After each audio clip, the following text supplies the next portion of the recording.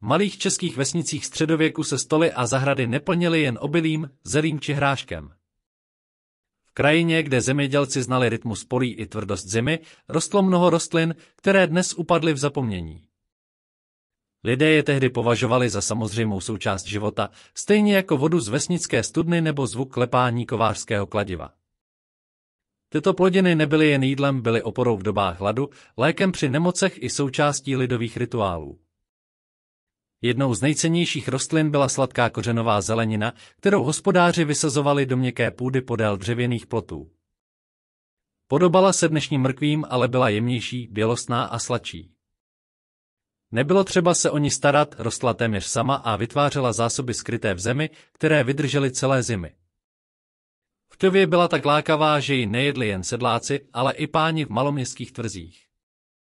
Kořeny se pekly v peci, vařily ve velkých hrncích nad ohněm nebo se drtily do těsta pro sladké placky. V dobách neúrody se stávaly jistotou, že lidé nepocítí prázdnotu žaludku. Na okrajích polí se zase rozrůstala mohutná bylina s vysokými stvoly a deštníkovitými žlutými květy. Všichni ji znali, protože se objevovala sama, bez lidské pomoci a nabízela jedlé listy, stonky i semena. Měla zvláštní mezi petrželí a celerem, ale lidé si na ní zvykli. Mladé výhonky se krájely do polévek, listy se dusily s masem a kořeny se sbíraly pro léčivé odvary. Dokonce i semena, když se roztloukla v moždíři, nahrazovala drahý pepř, který do českých vesnic pronikal jen skrze trhy. Na březích řek nebo u cest tato bylina rostla volně a poskytovala jídlo těm, kdo ji poznali.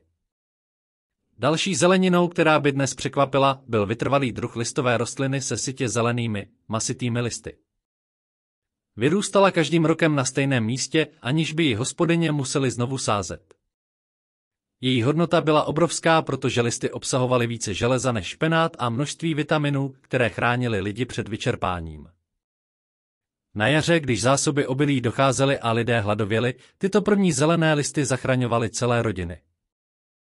Z mladých výhonků se připravovalo jídlo podobné chřestu, starší listy se dusily jako špenát a drobné květní pupeny se podobaly malým brokolicím. Byl to dar, který byl zároveň jídlem i lékem, listy hojily rány a odvar z kořenů tišil bolesti břicha. Na záhonech se objevovala také zvláštní kořenová zelenina s dlouhými, tenkými kořeny, která měla překvapivou chuť mořských plodů. Po uvaření chutnala podobně jako ústřice, což bylo v křesťanských půstech nenahraditelné. V klášterech ji pěstovali právě proto, aby bratři měli náhradu za maso a ryby. Dva druhy se tehdy znali s bílým a s černým povrchem. Jejich vnější vzhled byl nevábný, ale uvnitř se skrývalo delikátní a výživné jídlo. V zimě, kdy vše zamrzlo, se kořeny daly snadno vykopat a tak poskytovaly čerstvou zeleninu, když jiné rostliny dávno zmizely. V hliněných sklepech vydržely celé měsíce, což bylo v době bez lednic zázračné. Na dvorech a v sadech se zase pěstovalo zvláštní ovoce, které působilo jako malé hnědé jablko s otevřeným spodkem. Když se utrhlo ze stromu, bylo tvrdé a kyselé, téměř nepoživatelné. Ale lidé znali jeho tajemství, nechávali ho ležet a dojít, až zhnědlo a změklo. Pak se dužina podobala sladké kaši vonící po skořici a byla velmi ceněná. Z ovoce se pekly koláče, dělali zavařeniny i vína. Byl to poklad pozdního podzimu, kdy už nebylo jiného čerstvého ovoce. I když jeho vzhled mohl někoho odradit, ti, kdo měli trpělivost, dostali sladkou odměnu uprostřed zimy. Tak vypadala první část bohatého stolu středověké české vesnice. Kořeny, byliny i ovoce, které dnes upadly v zapomnění, byly tehdy oporou života. Lidé je nebrali jako zvláštnost, ale jako každodenní dar země. Každá rostlina měla své místo v kuchyni, v léčitelství i v rytmu ročních období. A i když mnohé z nich zmizely z našich polí, v minulosti byly symbolem vytrvalosti a přirozené hojnosti. V druhé části pohledu do středověké české vesnice se před posluchačem otevírá obraz polí a mezí, kde kromě známých plodin vyrostly i rostliny, které dnes považujeme za plevel. Tedy však byly přijímány jako dar země. Lidé žijící v dřevěných chalupách s doškovými střechami znali jejich hodnotu a nepohrdli ničím, co mohlo naplnit hrnec na ohništi. Zatímco na dvorech bučel dobytek a v kurnících kdákaly slepice, ženy sbíraly zelené listy rostoucí mezi obilím a podél cest. Jednou z těchto rostlin byl ptačinec. Jemná bylina s drobnými bílými kvítky, která vyrůstala prakticky všude, i v nejchudší půdě. Nikdo ji nesázel, ale přesto byla stálým hostem na stole. A bohatým zdrojem vitaminu C v časech, kdy lidé trpěli na kurděje a únavu. Její křehké lístky se přidávaly do polévek, k obilné kaši či do chlebové polévky. Znalci věděli, že hrst ptačince dokáže osvěžit celé jídlo, a tak se stal vítaným doplňkem jídelníčku. Lidé věřili i na jeho léčivou moc. Obklady z čerstvé natě prý ochlazovaly horké rány a výluhy mírnily horečky. Co dnes bez váhání vytráváme, tehdy zachraňovalo životy. Vedle ptačince se v zahradách objevoval podivně znějící kořen černý, štíhlý, s bílou dužinou. Jeho jméno znělo pro uši tehdejších lidí hrozivě, spojovalo se s hady a jedem, ale ve skutečnosti byl cennou potravinou. Tento kořen, připomínající černý salát, vydržel čerstvý po celou zimu, uložený v písku ve sklepech pod chalupami. Měl jemnou chuť s nádechem oříšků a chřestu, a tak si získal své místo v klášterních kuchyních i u selských stolů. Věřilo se, že čaj z jeho kořenů čistí krev a uklidňuje žaludek. Mnichové jej proto pěstovali vedle vinic a bylinkových záhonů, aby měli vždy po ruce nejen jídlo, ale i lék. Další zázrak přicházel z východu. Do českých krajů se dostala rostlina známá jako sečka neboli velšská cibule. Ve skutečnosti neměla s valesem nic společného, ale stala se neocenitelnou trvalkou na vesnických dvorech. Když se jednou zasadila, vyháněla zelené duté listy po celý rok, dokonce i pod sněhem. Ta takřka nesmrtelná rozrůstala se do trsu, který mohl krmit rodinu celou generaci. Čerstvé natě cibule voněly v zimních polévkách a v chudých domácnostech nahrazovaly nedostatkové koření. Zvlášť na jaře, když lidé toužili po čerstvé zelenině, byly první zelené cibulové výhonky symbolem nového života. Venkované je přidávali do míchaných vajec, do sýrových placek i do zelené polévky, aby pokrm získal sílu a chuť. Na mezích a v polích rostla také rostlina s nehezkým jménem merlík, nazývaný též lebede. Lidé ji však dobře znali a neodmítali. Měl vysokou výživovou hodnotu, v listech se skrývalo více bílkovin než v kapustě, více železa než ve špenátu a více vápníku než v zelí. V době hladu znamenal merlík rozdíl mezi přežitím a smrtí. Pty se dusily s jáhlami, vařili do polévek a semena se mlely na mouku, když zásoby obilí došly. I drůbež byla díky němu silnější a snášela více vajec. Lidé mu proto říkali dobrý pro slepice, ještě lepší pro nás. Archeologové dodnes nacházejí jeho semena v odpadních jámách dávných vesnic, důkaz, že tato rostlina byla pravidelnou součástí jídelníčku. V zahradách klášterů i selských usedlostí se také pěstovala mohutná bylina s výraznou chutí hlibeček. Byl to skutečný král mezi kořením. Jeho listy voněly silněji než petržel či celer a stačil jediný proutek, aby ochutil celý hrnec. Hospodyně ji přidávali do masa, do sýrových nákypů, semena míchali do chleba a stonky se dokonce kandovaly v medu jako sladkost pro sváteční chvíle. Kořen se vařil podobně jako pastiňák a byl součástí vydatných jídel. Kromě kuchyně měl i význam léčivý čaj z libečku, pomáhal při trávení a ulevoval při bolestech břicha. Rostlina dorůstala velikosti dospělého muže a vydržela na jednom místě 20 let. Venkované se proto divili, když o staletí později libeček mizel z polí. Jak je možné, že lidé zapomněli na bylinu, která ochutí všechno a přežije zimu?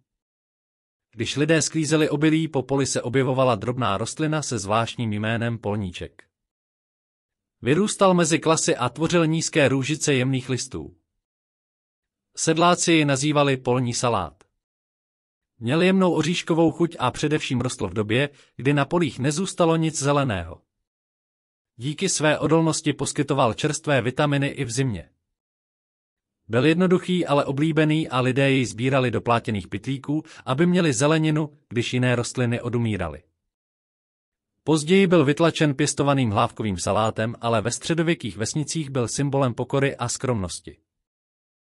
Na návsi u kostelních zdí i na mezích rostla ještě jedna výrazná rostlina vratič. Vysoká s jasně žlutými kvítky, voněla silně a pronikavě. Její chuť byla hořká a pálivá, ale právě proto si ji lidé cenili. Listy se používaly k ochucení velikonočních pokrmů, vyráběl se z nich slavný vratičový nákyp s vejci a smetanou. Silné aroma navíc chránilo maso před kažení a tak se přidávalo k uzenému. V bylinářství měl vratič zvláštní postavení, čaje z jeho listů byly hořké, ale léčily střevní potíže a odpuzovaly parazity. Rostlina se sázela také u dveří a oken, aby svým pachem odháněla mouchy a komáry. Její přítomnost byla tak výrazná, že kdo jednou ucítil vůni vratiče, nikdy ji nezapomněl. Tato paleta rostlin ptačinec, černý kořen, sečka, merlík, libeček, polníček a vratič tvořila skutečnou lékárnu i spíš středověké vesnice. To dary země, které nevyžadovaly mnoho péče a přesto dokázaly nasytit, ochutit i vyléčit. Lidé si tehdy nevážili jen obilí a masa, ale i těchto drobných pomocníků, kteří rostli vedle cest a u plotů. Každý kousek zeleně měl své místo v každodenním rytmu života. Na březích řek a mořských zátok, tam, kde slaná voda pronikala do písku a vítr přinášel vůni moře, rostla rostlina, kterou tehdejší rybáři a vesničané dobře znali, mořská kapusta. V českých zemích se sice pobřeží nedochovalo, ale podél obchodních cest z Baltu či Severního moře se znalosti o této rostlině šířily. V rybářských osadách, kde lidé trávili dlouhé týdny bez čerstvé zeleniny, byla mořská kapusta darem proti nemoci zvané kurděje. Obsahovala mnohonásobně více vitamínů než citrusy, které tehdejší lidé vůbec neznali. Její mladé výhonky připomínaly chřest a na jaře se dusily na másle, zatímco velké listy se vařily jako zelí. Pro pobřežní obyvatele byla rostlina stejně cenná jako obilí pro venkovany ve vnitrozemí. Další zvláštní rostlinou byla barvířská bylina, která v sobě ukrývala dvojí tvář. Z jejich listů se získávalo modré barvivo, jež barvilo látky, oděvy i sakrální plátna. Proces barvení byl však spojen s nesnesitelným zápachem, proto bylo nařízení, že barvířské jámy nesměly být blízko kostelů ani panských sídel. Přesto lidé věděli, že mladé listy této rostliny jsou jedlé, než začnou obsahovat látky potřebné pro barvení. Na jaře se trhaly do polévek a kaší, měly jemně štiplavou chuť podobnou hořčici. Vesničané tak využívali i tuto rostlinu, která byla jinak známá spíše řemeslníkům. Ukazuje to, jak těsně byly propojené světy zemědělství a řemesel. Na polích byla běžná také stará známá brukev tuřín. Jeho kořenová část je dodnes v povědomí, ale tehdejší lidé si cenili i listů, které měly několikanásobně více živin než samotný kořen. Obsahovaly bílkoviny, vápník i vitaminy a byly pevnou součástí polévek a hustých kaší. Venkovské ženy sbíraly vnější listy postupně, aby nepoškodily kořen, a tak rostlina dávala úrodu po celou sezónu. Tyto naťové listy byly ceněny nejen kvůli chuti, ale i kvůli své schopnosti zasytit v době, kdy jiná zelenina nebyla k dispozici.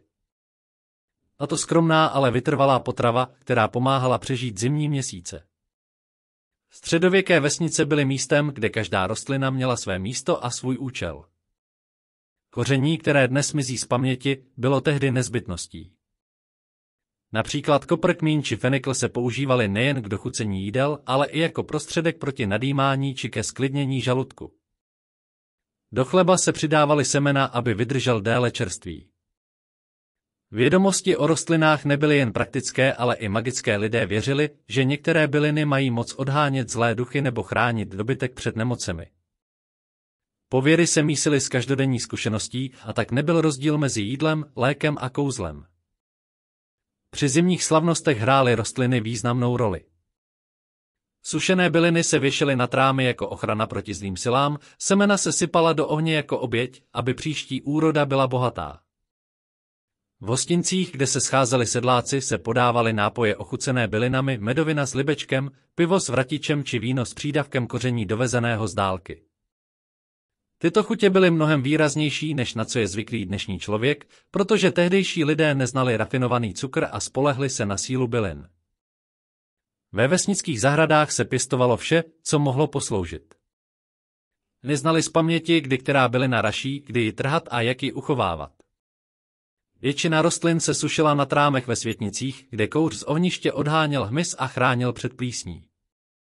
Vůně sušeného pelinku, máty a libečku se mísila s kouřem a tvořila atmosféru českého venkova. Každý dům měl svou zásobu a když někdo onemocněl, sáhlo se do plátěného pytlíku se sušenými listy. Nesmíme zapomenout, že tehdejší strava byla mnohem pestřejší, než jak si ji dnes představujeme. Kromě obilné kaše, hrachu a zelí lidé využívali desítky druhů rostlin, které rostly v polích, na mezích i v zahradách. Co dnes považujeme za plevel, bylo tehdy cennou potravinou. A to kultura, která si vážila každého kousku zeleně, protože věděla, že na něm může záviset přežití. Když nastal podzim a vesnice se připravovaly na dlouhou zimu, každá rodina pečlivě ukládala své zásoby. Ve sklepech pod dřevěnými chalupami, kde se chlad a vlhko drželi celé měsíce, byly do písku a hlíny zakopány kořeny zapomenutých rostlin. Černý kořen, pastinák, tuřín a další se ukládaly tak, aby vydržely až do jara. Hliněné nádoby a proutěné koše chránily úrodu před hlodavci a vlhkost udržovala kořeny svěží. Tento způsob skladování byl stejně důležitý jako samotné pěstování, kdo neměl zásoby, ten hladověl. Skladování se netýkalo jen zeleniny, ale i bylin. Na trámech v síních visely svazky uzušeného libečku, kopru a pelinku. Vůně suchých listů se mísila s kouřem z ohniště, kde doutnal oheň téměř bez přestávky. Dým chránil zásoby před plísní a hmyzem, ale zároveň prostupoval vším od oděvů až po sušené maso. Vesnický člověk znal vůni kouře tak důvěrně, že ji nevnímal, zatímco cizinec z města ji cítil na 100 kroků. A to vůně života, ochrany a zásob. V zimě hrály zapomenuté rostliny obzvlášť velkou roli. Když nebylo čerstvé zeleniny, otevřely se jámy s pískem a z nich se vytahovaly kořeny. Salát z mořské kapusty, vařený tuřín nebo kaše z listů merlíku byly pokrmy, které dávaly lidem sílu, aby přečkali dlouhé noci. Zvláštní místo zaujímal i polníček, který rostl na strništích a dal se sbírat i pod sněhem. V době, kdy pole ležela ladem, byl symbolem naděje, že příroda dává člověku i v nejtěžších chvílích. Nešlo však jen o potravu, rostliny byly součástí zvyků a svátků. Na 3 krále se do chleba zapékaly semena bylin, aby přinesly zdraví a plodnost. Na Velikonoce se pekl nákyp s vratičem, jehož hořká chuť připomínala hořkost Kristova utrpení. Na svatojánskou noc se sbíraly byliny, které měly chránit stavení a dobytek před zlými silami. Rostliny tak nebyly jen jídlem, ale také nositeli symbolů a víry. Bylinná léčitelství tvořila zvláštní svět. Každá vesnice měla ženu, která znala sílu rostlin, bylinkářku. Tyto ženy měly pověst moudrých, ale i nebezpečných. Uměli vyléčit horečku čajem z ptačince, uklidnit bolesti žaludku odvarem z libečku nebo zahnat parazity hořkým vratičem. Ale také věděli, jak připravit lektvary, které vyvolávaly strach. V očích prostých lidí byly napůl léčitelky, napůl čarodějnice. Přesto byly nezbytné, bez nich by mnoho dětí ani dospělých nepřežilo. Zapomenuté rostliny tedy nebyly jen potravou, ale i ochranou. Věšely se nad dveře, sypaly se do ohně, plétaly do věnců na dobytek. Každý věřil, že mají moc odvracet zlé duchy, čarodějnictví i nemoci. V zimních večerech, kdy se u ohně vyprávěly pověsti, se často mluvilo o bylinách. O tom, jak libeček chrání před bolestí, jak vratič zahání čarodějnice a jak polníček přináší naději na jaro. Tato směs zkušenosti a víry, která byla stejně důležitá jako každodenní chléb. A tak, zatímco sníh zakrýval střechy vesnic a vítr vízdal v komínech, ve sklepích a truhlách dřímaly kořeny a svazky bylin. Byly tiché, nenápadné, ale přesto rozhodovaly o přežití. Bez nich by nebylo síly obdělávat pole, chovat dobytek ani slavit svátky. Základním pilířem života, který moderní doba odsunula do zapomnění. Když se jaro vrátilo do českých vesnic, sníh otával a první sluneční paprsky prohřívaly půdu, zapomenuté rostliny se probouzely k životu. Venkované věděli, že právě tyto první zelené výhonky znamenají víc než jen potravu, byly znamením naděje a nového začátku. Na mezích se objevoval merlík a ptačinec, jejichž křehké listy dodávaly vyhladovělým tělům vitaminy. V zahradách vyrážely trsisečky, jejich duté cibulové listy byly vítaným kořením do čerstvých polévek. Libeček vyrůstal mohutně a rychle, jeho vůně naplnila dvory a chalupy a připomínala, že zima je u konce. Jarní sběr bylin byl spojen i s rituály. Hospodyně svazovaly první zelené výhonky do malých věnců, které se věšely do světnic, aby chránili rodinu před nemocí. Při jarních slavnostech se podávaly pokrmy s hořkou chutí vratiče, připomínající půst a očištění. Děti sbírali polníček na strništích a smáli se, když našli největší růžice, které si pak nosili domů jako malé poklady. Každá rostlina měla svou roli ať už v kuchyni, v léčitelství nebo v obřadech. A to přinášelo hojnost. Na polích rostl tuřín, jehož kořeny i listy tvořily základ jídelníčku. Kuchařky vařily husté polévky, kde se mísily kousky kořenové zeleniny s obilnými zrny a bylinkami. V sadech dozrávaly jabloně a hrušně, ale zvláštní místo zaujímal myšpule ovoce, které muselo projít dlouhým zráním, než se stalo sladkou lahůdkou. V hliněných nádobách se z něj připravovaly marmelády a vína, které zpříjemňovaly zimní večery. Na stolech se tak objevovala pestrost chutí, jakou si dnešní člověk jen těžko představí. Podzim byl časem sběru a ukládání. Černý kořen, salsifik a další zapomenuté plodiny se vyorávaly ze země a odnášely do sklepů. V hliněných jámách zakrytých prkny a mechem zůstávaly skryté zásoby, které vydržely celou zimu. Vysušili byliny, muži skládali dřevo, děti pomáhali s úklidem zahrad. Celá vesnice žila ve znamení přípravy na chladné období. Všichni věděli, že právě tyto skromné rostliny rozhodnou o tom, zda se dočkají jara ve zdraví. Zima pak byla zkouškou odolnosti. Zatímco venku hvízdal vítr a sníh se vršil u dveří, uvnitř chalup hořely ohně a lidé jedli zásoby ze sklepa. Polévky z kořenové zeleniny, kaše z obilí a sušených bylin, kvašená zelenina a ovoce. Stromné, ale výživné pokrmy, které poskytovaly sílu přežít. V těchto chvílích si lidé uvědomovali, jak důležité je vážit si každého kousku, který země dá. A věděli, že příroda nabízí víc než jen obilí a maso, že kolem nich rostou desítky rostlin, které jsou darem, pokud je člověk pozná a umí využít. Tak plynul rok ve středověké české vesnici od jarní naděje přes letní hojnost a podzimní přípravy až po zimní vytrvalost. Zapomenuté rostliny, které dnes známe jen z bylinářských knih, tehdy tvořily základ života. Byly potravou, lékem, ochranou i součástí víry. Moderní doba je odsunula stranou, ale jejich příběh připomíná, že skutečné bohatství se skrývá v jednoduchosti a v daru země.